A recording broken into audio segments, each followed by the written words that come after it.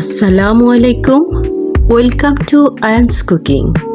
আশা করি সবাই মহান আল্লাহর রহমতে ভালো আছেন।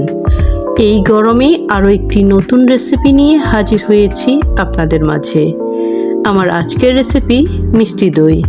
আমরা অনেকেই জানি বগুড়ার দই বিখ্যাত। বগুড়ার দইয়ের টেস্ট হয়তো হবে না, তবে দোকানের চাইতে সুস্বাদু ও স্বাস্থ্যকর দই ঘরে খুব সহজেই তৈরি করা সম্ভব। অল্প কয়েকটি উপকরণেই দই তৈরি করা হয়। চলুন তাহলে সহজ রেসিপিটা দেখে আসি। দই তৈরির সনাতন পদ্ধতিটাই আজ শেয়ার করব। প্রথমে পাত্রটিকে এভাবে পানি দিয়ে গরম করে নিলে দুধটা পাত্রের গায়ে লেগে যাবে না। এখানে আমি 2 লিটার গরুর দুধ নিয়েছি।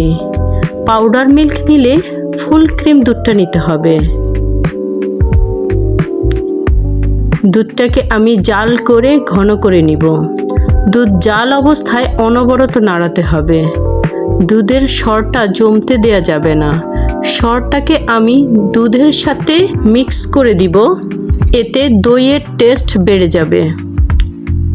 দুধটাকে জাল দিয়ে 2 লিটার দুধকে আমি 1 কেজি করে নিয়েছি।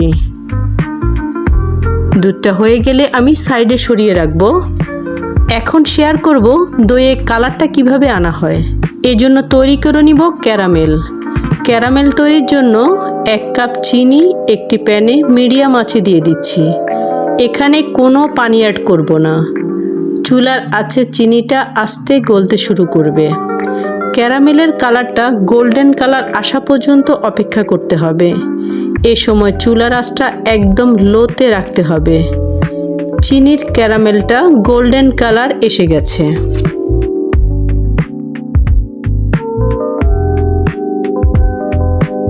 দেখুন কালারটা কেমন সুন্দর হয়েছে। এখন সম্পূর্ণ দুধের সাথে এটিকে মিক্স করে নিব।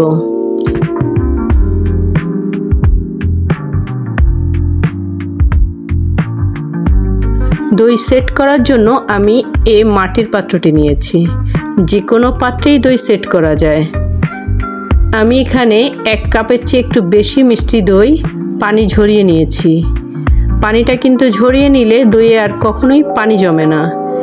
এখন যে পাত্রে আমি দই সেট করব, সেখানে একটু দই পাত্রের গায়ে ভালোভাবে মিক্স করে নিব। এখন জানিয়ে দিব দুধটা কতটা গরম থাকতে হবে। দই ঠিকমতো জমার জন্য এটাই কিন্তু সবচেয়ে জরুরি।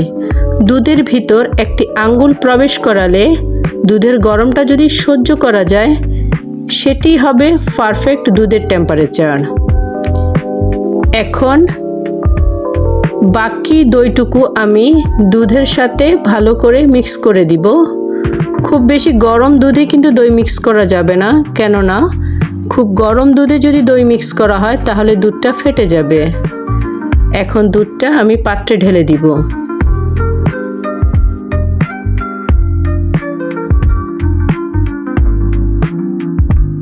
দুধ ঢালা হয়ে গেলে পাত্রটিকে প্লাস্টিক পেপার দিয়ে এয়ার টাইট করে তাওয়াল অথবা কম্বল দিয়ে মুড়িয়ে রাখব 7-8 ঘন্টা।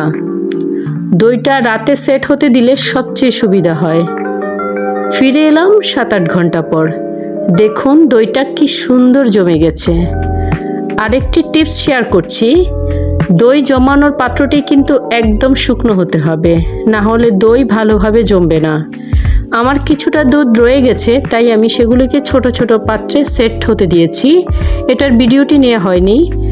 দেখুন ছোট ছোট কাপ দইগুলো বেশ সুন্দর করে জমে গেছে। যদি ওভারনাইট অথবা 7-8 ঘন্টা রাখার পরও দই না জমে, তাহলে একটি পাত্রে গরম পানি নিয়ে তার উপর দইয়ের পাত্রটি 15 মিনিট রেখে দিলেই দই জমে যাবে।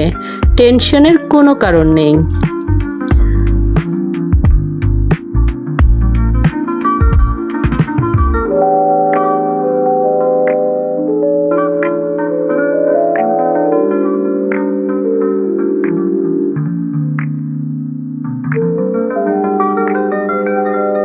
আমি দইটা আপনাদেরকে কেটে দেখাচ্ছি। দেখুন কতটা পারফেক্ট দই তৈরি হয়েছে। কোনো পানি কিন্তু দইয়ের থেকে বের হচ্ছে না। তবে আমি যে টিপসগুলো শেয়ার করলাম সেগুলো ফলো করে 100% দই জমবে এবং পারফেক্ট দই আপনি তৈরি করতে পারবেন। আশা করি ভিডিওটি আপনাদের ভালো লাগবে। ভিডিওটি ভালো লাগলে কমেন্ট করে জানাতে ভুলবেন না। আজ আর নয়, ওকে, আল্লাহ হাফেজ।